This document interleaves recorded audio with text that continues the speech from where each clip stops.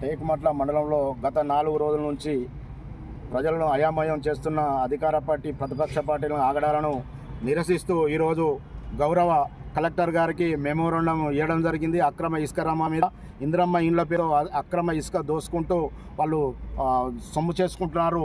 అటువంటి వారిపై చర్య తీసుకోవాలని కలెక్టర్ గారిని కలవడం జరిగింది.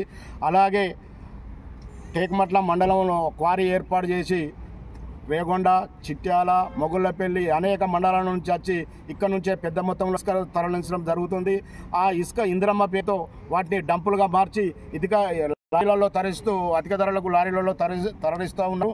కావున వెంటనే కలెక్టర్ గారు దీనిపై తీర్చాలని చెప్పి మేము మెమోరాండం ఇవ్వడం జరిగింది.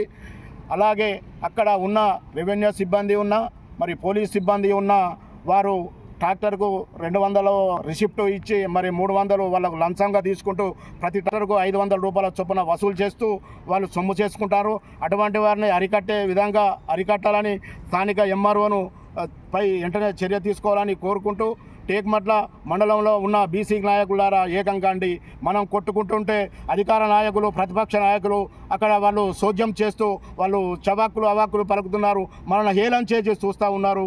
కాబట్టి అక్కడ ఉన్న టీఆర్ఎస్ బీఆర్ఎస్ కానీ బీజేపీ కానీ కాంగ్రెస్ కానీ అందరూ మనం బీసీలమే ఒకదాటిపై వచ్చి రాబోయే రోజు స్థానిక సంస్థల ఎన్నికల్లో వారికి అధికార పార్టీ మరి ప్రతిపక్ష పార్టీ నాయకులకు ఖచ్చితంగా బుద్ధి చెప్పి భూపాలపల్లి బీసీల రాజ్యమని నిరూపించాలి. ఫస్ట్ మన టేకుమట్ల మండలం నుంచే స్టార్ట్ అయ్యి ఇది ఒక గుణపాఠంగా ఉండాలని కోరుకుంటూ సెలవు తీసుకుంటున్నాను. జై భీమ్. జై భీమ్.